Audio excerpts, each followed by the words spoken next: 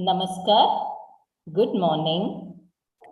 Today we come to the second part of the series in Read Me a Story. We have with us Janani PH, who is a student in Bangalore, and should be reading a wonderful story for all of us. Let's listen to Janani. Janani, are you ready? Yes. Okay, go ahead. Good morning. I am Janani, studying in grade 5B at the New Learning Ladders International School in Bangalore. Today, I'm going to read a story from this book, by Enid Blyton. The story's name is The Enchanted Book. This is an odd story. It is about John, a boy who lived in London 50 years ago. John is grown up now, of course, and he doesn't know if it was all a dream or if it really happened. You must decide for yourself when you read the story. John was 8 years old. He was just an ordinary boy going to school every day, working, playing, eating, and going to bed just as you do. He was naughty sometimes, just as you are. He was kind sometimes, just as you are. When he was naughty, his mother and teachers scolded him. When he was kind, they loved him. Sometimes they said, "You must be honest, you must be patient, you must be unselfish." But they didn't tell him exactly why he must. He thought about it a little, and then he said to himself, "I don't see that it matters very much if I tell a little lie now and again. No one will know, and if I buy sweets and eat them all myself, why shouldn't I? No one will know. And what does it really matter that I took Harry's rubber the other day and didn't give it back? He didn't know I took it. As long as nobody knows, I can't see that it matters." And then one day, something happened to him that showed the real reason why all those things did matter. At that time, John was sort of half and half. That is, he sometimes told the truth and he sometimes didn't. He was sometimes kind and sometimes unkind. He was sometimes quite honest and sometimes not. A lot of children are like that. John could be very mean and spiteful and rough, but he could also be very generous and unselfish and gentle. He was just about half and half, good half and bad half. Now, one day, when he was still half and half, he went shopping all by himself. He went down an old street in London, peering into shops that sold old things. They were dusty and they looked sad and forgotten. There were curious mirrors with dragons carved round the frames. There were old china ornaments, spotted dogs, and funny cats. And some shepherd dresses with sheep. There were old chairs, and some of them so big that John half wondered if they belonged to giant men. He saw a dear little work basket that had once belonged to an old lady many years ago. On the lid, there were 2 letters made of mother of pearl, M and L. They shone prettily. John stared at them and a thought came into his head. "M.L.," he said to himself. "Mother's name is Mary Lomond, and what fun if I bought the basket for her birthday. I'll ask how much it is." He went into the shop. The funniest old man came out of the dark part of the shop, rather like an old spider coming out of its web, John thought. "How much is the basket, please?" asked John. £2, said the old man. John stood and thought.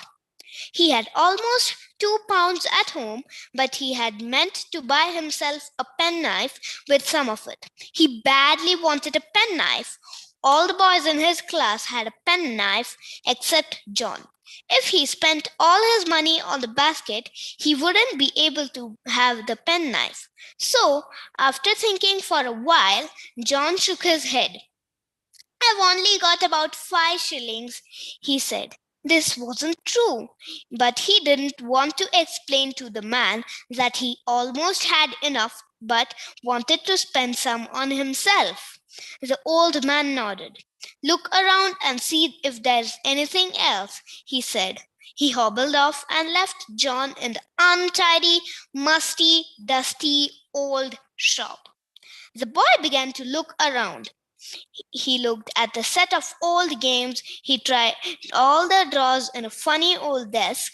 He looked at some of the old books on a shelf. And that is where he always called after the Enchanted book. It was an enormous book, and the cover shone so strangely, it almost as if it were on fire. When he was looking at the cover, the old shopman appeared again. "You'd better not look at that book," he said. "That's a dangerous book. It's got you in it." John was startled. "What do you mean?" he said. "It's a strange book," said the old man. "Anyone who looks well into it will see himself in the future. I wouldn't look if I were you. You might not like what you see." "Why not?" asked John, puzzled. "I'm going to be a doctor. I'd like to see what I look as a grown-up doctor. I'm going to be a clever doctor. I'm not only going to make people well, I'm going to make a lot of money too." "I wouldn't look into that book if I were you," said the old man. He tried to take the book away. "Look here, my boy. I'm old and I know a lot. You have got a mouth that looks a bit hard to me. You have a wrinkle over your eyes that tell me you can be unkind. You have a look in your eyes that tell me you don't always speak the truth. Don't you look into that book. You will see something that will make you afraid and unhappy." Well, that made John feel he simply must see the pages of that book. He couldn't really believe that they would show himself, but he felt that he must find out. "I want to see," he said. "Please do let me see. I won't damage the book in any way." He looked up at the old man and smiled. Now, John's smile was very nice. His eyes lit up and his creased at the corners of his mouth, and his mouth curved merrily, and his whole face changed. The old man looked at him closely. "I believe you're half and half," he said. "If you are, this book will show you two stories with pictures. One story will begin at the beginning of the book. The other one you'll find by turning the book the other way and opening it at the end. If you're half and half, that is half good and half bad, there's no harm in letting you see the book. All right, have your own way. We'll open the book at this end first." The old man opened the book, and John stared in great surprise. For there was a picture of himself in jersey and short trousers, just as he was then.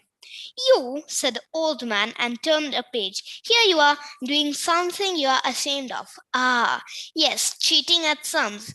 Dear, dear, what a pity. And here you are boasting about something you hadn't really done. And look, what's this picture? You are big here, about 2 years older, I should think. You are telling an untruth without even being read. You are winning a prize, but only because you told that untruth."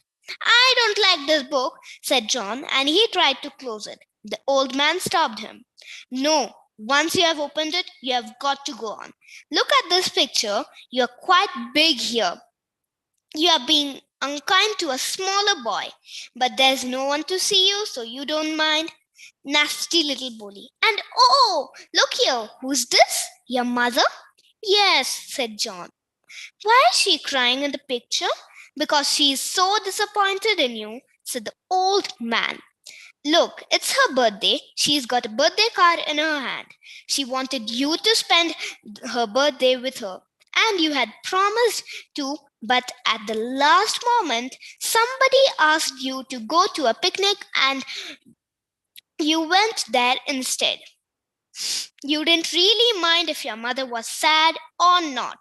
She is thinking about you, feeling disappointed that you are growing up into a selfish, boastful, unkind youth.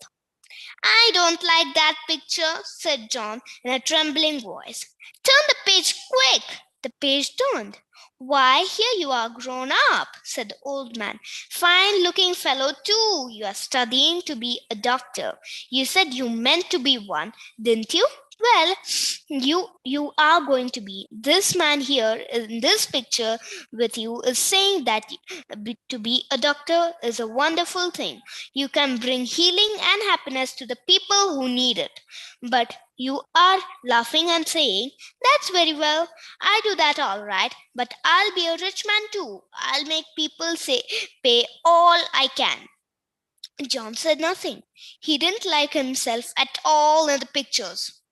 The old man turned to him. You mustn't be surprised at what you see, he said gravely. After all, you tell stories now. You are sometimes hard and unkind. You are not always honest, and I can see you are often selfish. Well, those things grows, my boy, said. Oh, they grow, and this is what they grow into. The pages turned again.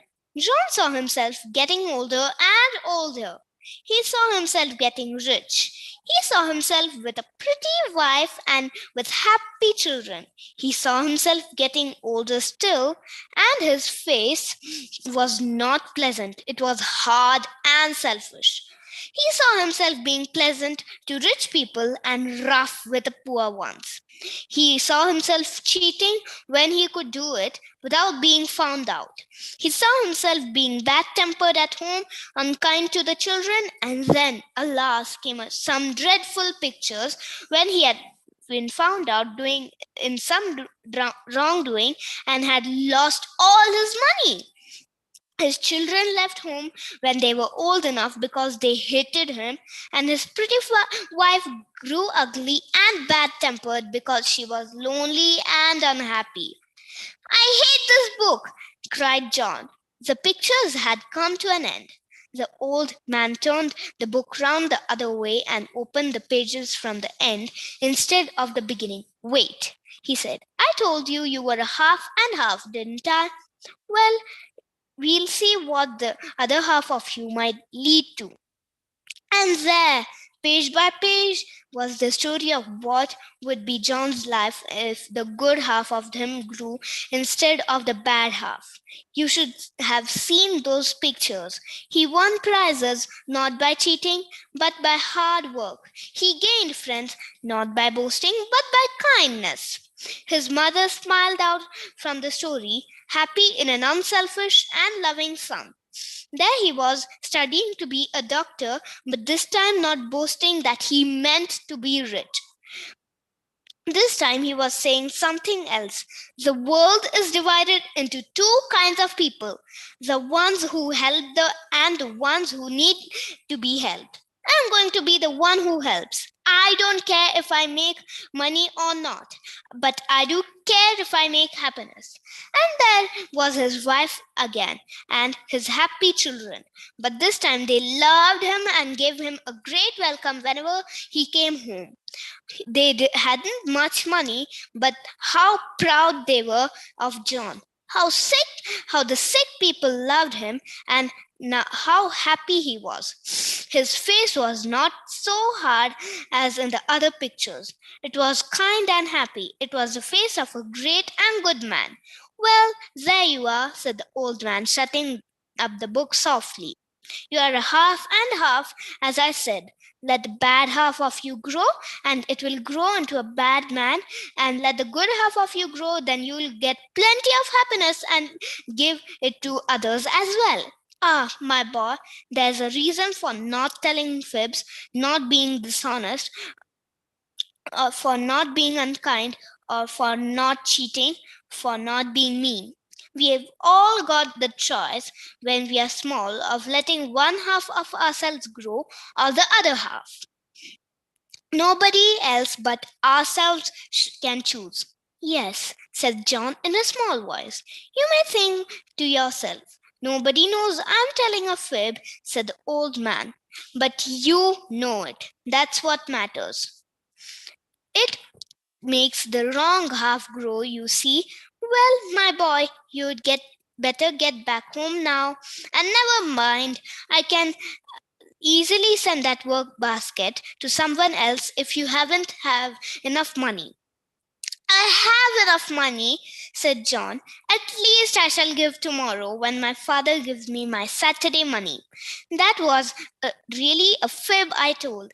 I wanted a penknife, you see, but now I'm going to spend the whole of my money on that basket for my mother's birthday. Take it with you now, said the old man, and you can bring me the money tomorrow. Will you trust me then? Asked John. I told a fib just now, you know. I'll trust you, said the old man. Go along, little half and half. Here's the basket. John went full of wonder and very puzzled. A good many things were suddenly very clear to him. He saw now why it mattered so much whether he chose to do wrong things or right things. He had to make himself good or bad. The man he was going to be would be exactly as he made him. It was the little things, the right and wrong things he did that were going to lead to all sorts of big things. That isn't quite the end of John's story. He's a great doctor now, the kindest and most honest man you could ever meet. He says that the strange enchanted book told him things every child ought to know. Thank you. Oh, that was really nice, Janani. Good job. So, tell me something. Did you like reading the story? Yes. How much did you like? This much, this much, this much? This much. Oh, that's nice. Okay, so now tell me something. What did you learn from this story?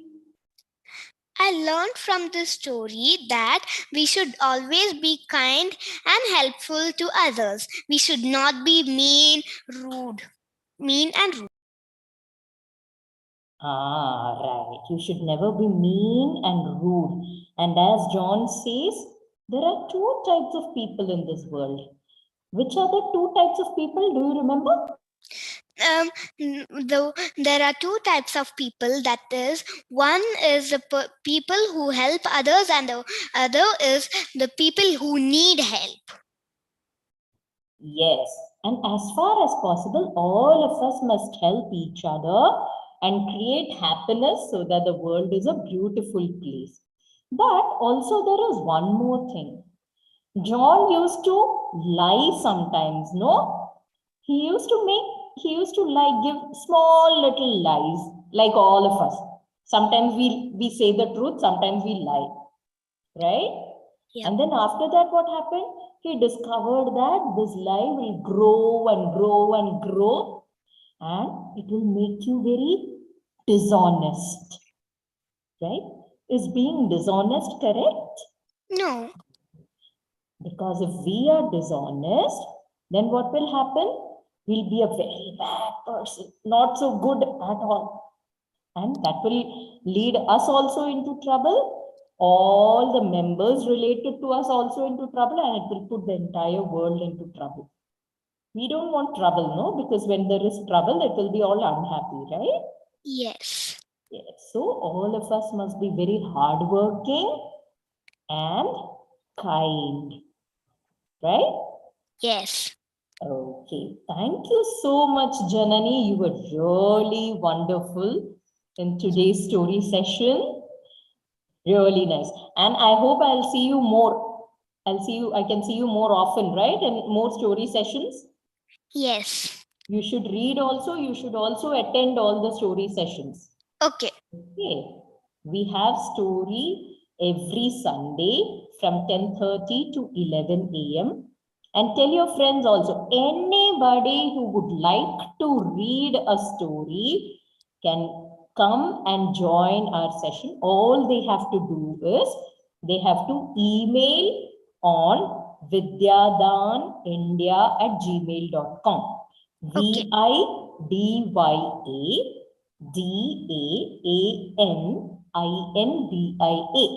vidyadanindia vidyadanindia@gmail.com. Okay. On Vidyadan, there is a Read Me a Story session every Sunday from 10:30 to 11 in the morning. And anybody and everybody who would like to read a story, they all are welcome. Please email us on vidyadanindia@gmail.com. Okay. Thank you so much, Janani. Thank you, and give a wonderful round of applause to all your teachers who help you and who teach you so well. They have taught you so well that you are reading very nicely. Thank you. Okay. Okay. Thank you.